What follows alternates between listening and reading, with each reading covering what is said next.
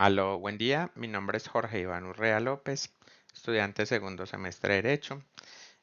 Para el día de hoy de la materia de Fundamentos en la Economía vamos a definir algunos conceptos importantes en economía de manera muy somera. El primer concepto es oferta. La oferta se refiere a la cantidad total de un bien o de un servicio que los productores están dispuestos y pueden vender en el mercado a un precio determinado y en un periodo de tiempo específico. Existe una relación fundamental entre el precio y la cantidad ofrecida. Se conoce como la ley de la oferta. Manteniendo todo lo demás constante, cuando el precio de un bien aumenta, la cantidad ofrecida de ese bien también aumenta. Por el contrario, cuando el precio disminuye, la cantidad ofrecida también disminuye. Esto se debe a dos razones importantes. Una es la ley de los rendimientos decrecientes, que quiere decir que producir unidades adicionales suele volverse más costosa. Un precio más alto justifica incurrir en estos costos marginales crecientes. Y la otra es el incentivo de mayores ganancias. Un precio más alto significa más ingresos por cada unidad vendida. Cuando hablamos de oferta, tenemos que tener en cuenta varios factores importantes. ¿Cuáles son esos factores? El precio de los factores de producción o los costos. Si los costos aumentan, la oferta disminuye porque es menos rentable producirlos. La tecnología. Las mejores tecnologías suelen hacer la producción más eficiente y reducir los costos, lo que aumenta la oferta. Las expectativas de los productores. Si los productores esperan que los precios futuros suban, pueden reducir la oferta actual. También influye el número de vendedores o las empresas del mercado. Si entran más empresas al mercado, pues la oferta aumenta. Si las empresas salen del mercado, la oferta disminuye. El precio de los bienes relacionados, ya sean los bienes sustitutos en la producción y el precio de los materiales. Y está el bienes complementarios en la producción, por ejemplo, la extracción de petróleo, se obtiene gas. Si se sube el precio del petróleo, se extrae más, aumenta automáticamente la oferta del gas. Bueno, otro concepto importante en economía es la demanda. La demanda se refiere a la cantidad total de un bien o un servicio que los consumidores están dispuestos y pueden comprar en el mercado a un precio determinado en un periodo de tiempo. Es importante anotar que la demanda no es lo mismo que deseo o la necesidad.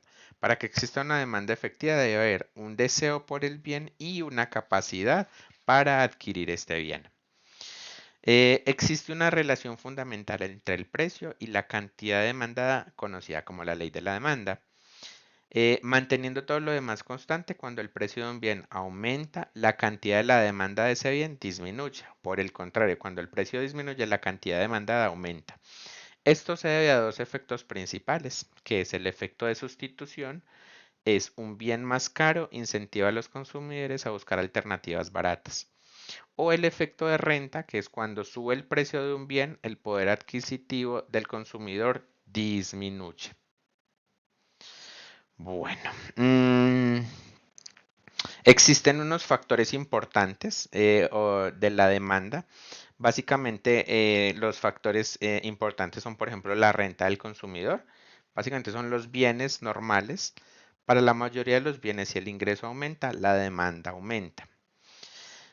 Otro factor importante es el precio de los bienes relacionados o lo que llamamos bienes sustitutos. Son aquellos que satisfacen la misma necesidad, por ejemplo, el café, la mantequilla, la margarina.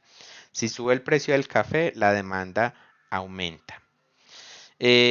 Otro factor importante son los gustos y las preferencias. Si un producto se vuelve más popular o de moda, por la publicidad o tendencias, la demanda de este aumenta. También están las expectativas de los consumidores. Si los consumidores esperan que el precio futuro suba, la demanda aumenta. Y también otro factor es el número de compradores en el mercado. Si el tamaño del mercado aumenta, la demanda aumenta. Bueno, otro término importante que podemos mencionar es el monopolio. Un monopolio es una estructura de mercado en la que la única empresa es la única proveedora de un bien o un servicio que no tiene sustitutos cercanos. Bueno, las características de un monopolio son que es un solo vendedor, una sola empresa. La empresa controla toda la oferta del mercado. Está el producto único sin sustitutos cercanos, es cuando hay un bien o un servicio que ofrece, es distintivo y los demás consumidores no encuentran como alternativas en el mercado.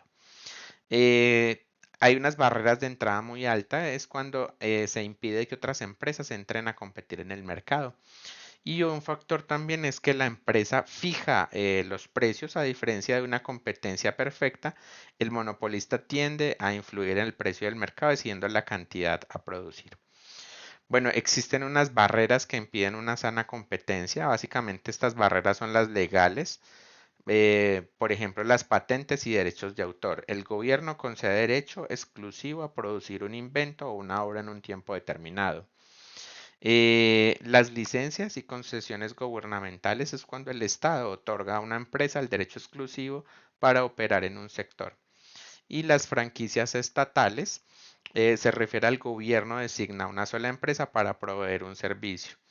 También está el control de recursos esenciales, es cuando una empresa posee o controla un recurso crucial. Em, También tenemos el monopolio natural que ocurre cuando los costos fijos son tan altos que es más eficiente que una sola empresa provea el servicio. Bueno, em, otro término importante que podemos mencionar es el oligopolio. Básicamente es una estructura de mercado que es dominada por un pequeño número de empresas que controlan la mayor parte de la producción y ventas de la industria. ¿Cuáles son las características? Bueno, como lo mencioné, no hay un único, sino hay pocos vendedores dominantes. Es un número reducido de empresas que controlan la mayor parte del mercado. Los productos pueden ser homogéneos o diferenciados.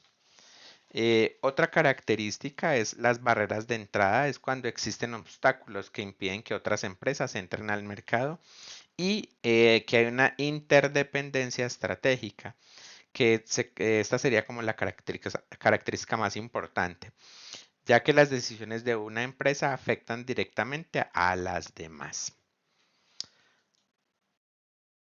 Otro término importante que voy a mencionar es el PIB o Producto Interno Bruto.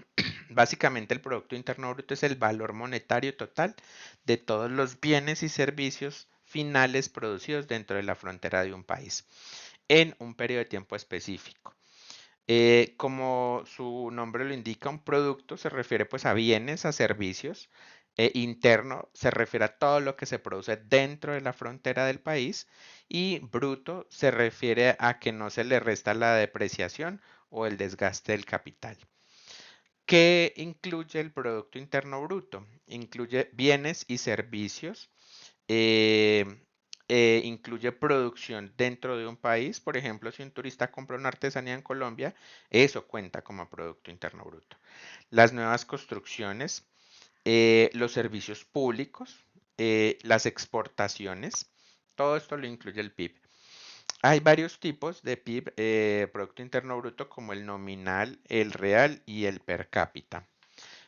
¿Por qué es importante el Producto Interno Bruto? Porque él es un indicador de crecimiento económico. Si el PIB real crece respecto al trimestre o al año, la economía está en expansión. También es importante porque nos ayuda a compararnos entre países y porque nos ayuda a tomar decisiones, porque los gobiernos y bancos centrales utilizan los datos del PIB para diseñar políticas fiscales y monetarias. Otro concepto importante que voy a mencionar es el IPC o índice per cápita. Este también es un indicador económico que representa el ingreso promedio que recibe una persona de un país en un periodo determinado. Es como si cogiéramos todo lo que se ganan las personas de un país, lo sumáramos y lo dividiéramos en una parte igual. ¿Para qué sirve? Nos sirve para comparar el nivel de vida entre países. También para analizar la evolución de un país permite ver si hay un bienestar económico promedio, si está mejorando o está empeorando. Igualmente clasifica países. El Banco Mundial usa el PIB para clasificar países de bajos ingresos, medianos o altos ingresos. Eh, Claramente hay muchas limitaciones. ¿Cuáles son las limitaciones? Que no me mide desigualdades, pues porque es un promedio, no toma en cuenta los extremos, no mide la distribución de la riqueza, no captura el bienestar subjetivo, la calidad de vida, no considera la economía informal y hay diferentes niveles de precios o la paridad de poder adquisitivo. Otro término importante que quiero mencionar es el desempleo. ¿Qué es el desempleo? Ocurre cuando una persona que está en edad y condiciones de trabajar busca activamente un empleo, no puede encontrar un puesto de trabajo. Es importante recalcar el busca activamente. No cuenta como un desempleado alguien que no trabaja, por ejemplo, un estudiante o un jubilado. ¿Cuáles son las principales causas del desempleo? Está la falta de la demanda agregada, cambios tecnológicos que hacen que muchas profesiones se vuelvan obsoletas, la globalización y deslocalización de las empresas a países con costos laborales más bajos, unas políticas económicas deficientes, altos impuestos, rigideces en el mercado laboral, salarios mínimos muy altos o leyes de despido muy estrictas. Esto pues va a tener varias consecuencias negativas. A nivel individual, pues obviamente la pérdida del ingreso y dificultades económicas, secundariamente problemas de salud mental, estrés, depresión, pérdida de habilidades y autoestima. Y a nivel de la sociedad y la economía, pues hay un desperdicio de recursos, hay menos crecimiento económico, o sea, un PIB más bajo, aumenta el gasto público y hay problemas sociales que potencian la pobreza y la delincuencia.